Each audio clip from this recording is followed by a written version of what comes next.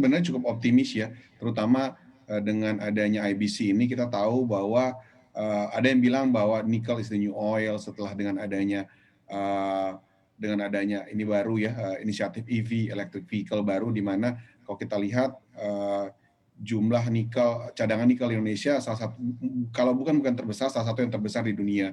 Dan kalau kita lihat dengan adanya hilirisasi ini tentu saja akan membuat keuntungan kita berlipat-lipat ya. Kita tahu bahwa contoh dari biji nikel aja untuk menjadi produk baja itu bisa 1:12 kalau nggak salah ya. Jadi lumayan banyak ya ini, apalagi kalau kita bicara turunnya sampai ke baterai itu bisa lebih 1-20 Mas. Jadi memang lebih bagus untuk kita melakukan hilirisasi daripada kita yang punya raw materialnya, sedangkan yang menikmati adalah perusahaan-perusahaan luar negeri yang memproduksi baterai. Nah, ini saya pikir inisiatif yang paling bisa dibilang sangat revolusioner ya yang dilakukan oleh pemerintah, dan mudah-mudahan akan cukup berpengaruh ke Indonesia. Salah satu yang paling menarik sebenarnya hilirisasi nikel itu sudah mulai terlihat. Kita lihat dari Morowali sendiri, ekspor baja dan turunannya itu sekitar 5-7 miliar dolar setahun, which is itu sangat besar ya. Mari kita bandingkan dengan ekspor kita sebelumnya. Bayangkan ini masih akan naik terus, ditambah dengan akan ada klaster baru lagi di Halmahera yang nanti bukan cuma baja, nanti semuanya akan sampai ke baterai. Jadi saya pikir ini menjadi suatu tindakan yang dilakukan oleh pemerintah sangat bagus untuk ekonomi Indonesia sendiri ya. Untuk sektor nikel secara spesifik ini akan seperti apa nih Mas masa depannya? Khususnya juga untuk mungkin perusahaan-perusahaan yang memang berada di industri ini begitu ya. Apakah cukup signifikan begitu nantinya dengan perencanaan yang begitu panjang begitu dari pemerintah, Mas Yemi?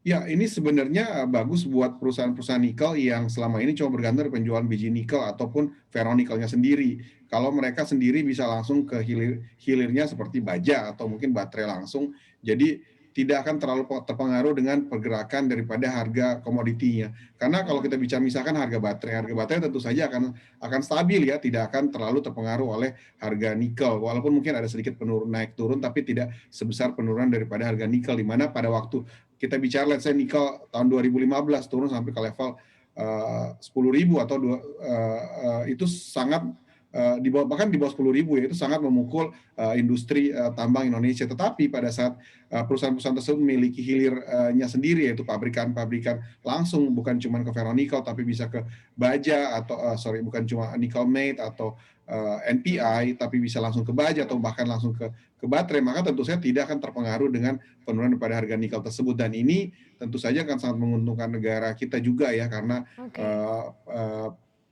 ekspor yang mereka lakukan juga tentu saja akan memberikan defisit yang cukup besar terhadap negara kita.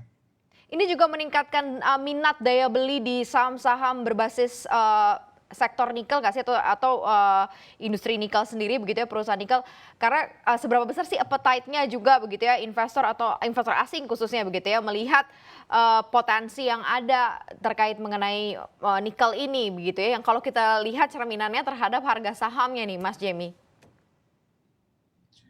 Ya, sebenarnya kalau kita lihat hampir semua perusahaan nikel yang listed di BJ itu memang masih belum banyak yang hilirisasi ya. Bahkan rata-rata paling tinggi kan Antam cuma ke ferronikel, Inco ke nickel matte, bahkan kayak DKFT Santa Monica cuma nickel pig iron, beberapa juga rata-rata masih cuma sampai ke produk setengah jadi ya.